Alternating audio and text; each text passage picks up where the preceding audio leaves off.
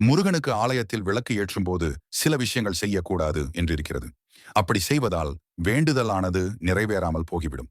அதனால் அவை என்னென்ன விஷயங்கள் என்று தெரிந்து கொண்டு அந்த தவறினை செய்யாமல் இருங்கள். ஆலயத்தில் விளக்கு ஏற்றும் பொழுது கண்ட இடங்களில் வைத்து ஏற்றக்கூடாது. அதற்கென கொடுக்கப்பட்ட இடத்தில் மட்டுமே விளக்கினை ஏற்ற வேண்டும். ஒருவர் ஏற்றிய விளக்கில் இன்னொருவர் தீபத்தை ஏற்றக்கூடாது. அதே போல தீபம் ஏற்றும் பொழுது விளக்கை கைகளில் வைத்து முருகனுக்கு தீப ஜோதியை நாம் காண்பிக்க கூடாது. இவ்வாறு கைகளில் ஏந்தி தீபத்தை காண்பித்தால் உங்கள் வேண்டுதல் பலிக்காமல் போகும் என்றும் சாஸ்திரம் கூறுகிறது. கடவுளுக்கு ஏற்றப்படும் விளக்கை கிழக்கு திசையில் அல்லது வடக்கு திசையில் வைத்து ஏற்ற வேண்டும். அதே போல விளக்கு ஏற்றி வைத்த பின்பு அதனை வரிசையாக சுற்றி அலங்கரிக்க கூடாது. நீங்கள் எத்தனை தீபம் ஏற்றினாலும் அதனை ஒரே திசையில் வைக்க வேண்டும். ஒரு தீபத்திற்கும் இன்னொரு தீபத்திற்கும் இடைவெளி இருக்க வேண்டும். விளக்கு ஏற்ற எண்ணெய், திரி, தீப்பெட்டி போன்றவை கடன் வாங்கக்கூடாது. விளக்கு ஏற்றும் போது பேசக்கூடாது. இந்த விஷயங்கள் எல்லாம் தவிர்த்து கடவுளை மனதார நினைத்து தீபத்தை ஏற்ற வேண்டும்.